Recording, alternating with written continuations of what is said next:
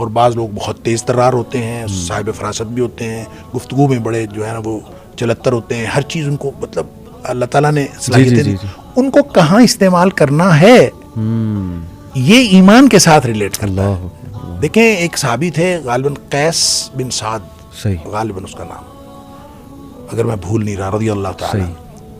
تو وہ فرماتے ہیں کہ میں اگر نبی پاک صلی اللہ علیہ وسلم سے یہ بات نہ سنی ہوتی نا کہ دھوکہ جو ہے وہ جہنم میں لے جاتا ہے، اگر میں نے یہ نہ سنی ہوتی لَكُنْتُ مِنْ أَمْكَرِ النَّاسِ، میں دنیا کا سب سے بڑا جو ہے وہ لوگوں کو فریب دینے والا ہوتا، مطلب جو اللہ نے مجھے صلاحیت دی ہوئی. تو گویا میں اپنی وہ صلاحیتیں لوگوں کے ساتھ ڈیلنگ میں نہیں استعمال کرتا. کیوں؟ اللہ کا خوف ہے. تو اصل چیز جو ایمان اگر انسان کے ساتھ ہو تو آپ کی صلاحیتیں بھی مینٹین رہتی ہیں. آپ ان چیزوں کو کوئی حرج نہیں کسی کے سامنے آدمی بدھو بن جائے، کچھ نہیں ہوتا. جب آپ اہل ایمان کے ساتھ ڈیل کر رہے ہوں اور کسی وقت آپ کو کوئی چھوٹی موٹی بات ایسی کرنی پڑ جائے تو یہ ایک پورا کلچر ڈیولپ ہوتا ہے جس کو ایمان کا کلچر کہتے ہیں. لہذا نبی پاک صلی اللہ علیہ وسلم نے دجال کے حوالے سے جب بات فرمائی صحابہ حیران ہو گئے، کھانے کو کچھ نہیں ہوگا، سارا کچھ اس کے پاس ہوگا، ہر چیز اس کے پاس ہوگی، تو ہم کیا کھائیں گے؟ مطلب سارا کچھ تو اس کے پاس ہے، تو ہم اس کی اگر پیروکار بھی نہیں بننا، اس کے قریب بھی نہیں جانا تو ہم کھائیں گے کیا؟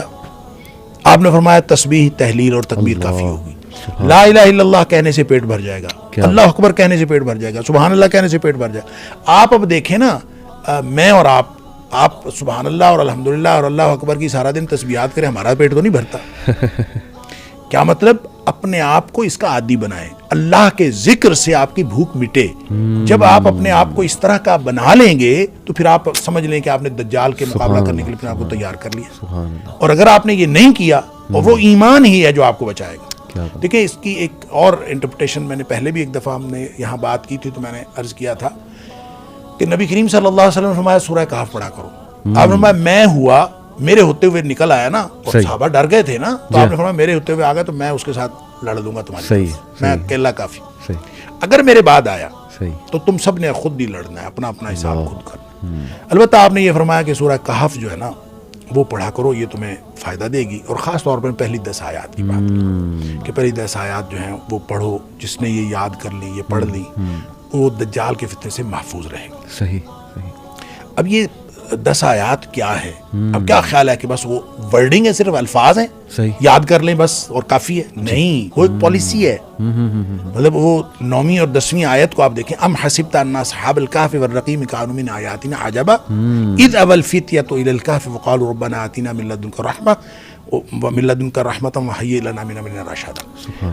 کیا تم نے یہ گمان کیا ہے کہ اصحاب کہف اور تختی والے یا رقیم والے یہ ایک بس ہماری نشانیوں میں سے ایک نشانی تھے؟ کیا تم نے یہ سمجھ رکھا ہے؟ یعنی صرف نشانی نہیں تھے، وہ نشانی بھی تھے. یہ ایک پالیسی ہے اور آپ کو قرب قیامت یہ پالیسی ہی کام دے گی. کیا؟ اذ اوى الفتية الى الكهف، جب لوگ اپنا ایمان بچا کے غار کی طرف آ گئے. لہذا آپ ایک غار کریٹ کریں، اور وہ غار کیا ہے؟ یہ کمرہ غار نہیں ہو سکتا، کوئی فزیکل غار نہیں ہو سکتا، ہم کسی فزیکل غار میں چھپ نہیں سکتے. دیکھیں اس دنیا میں جہاں برمودا ٹرائنگل کی مسٹری تو موجود ہے، ٹھیک ہے، لیکن ہم کہیں چھپنا چاہیں ہم تو ٹریک کیے جا رہے ہیں. ہم تو ہر جگہ پہ، کوئی جگہ چھپنے کی اس دنیا میں نہیں ہے.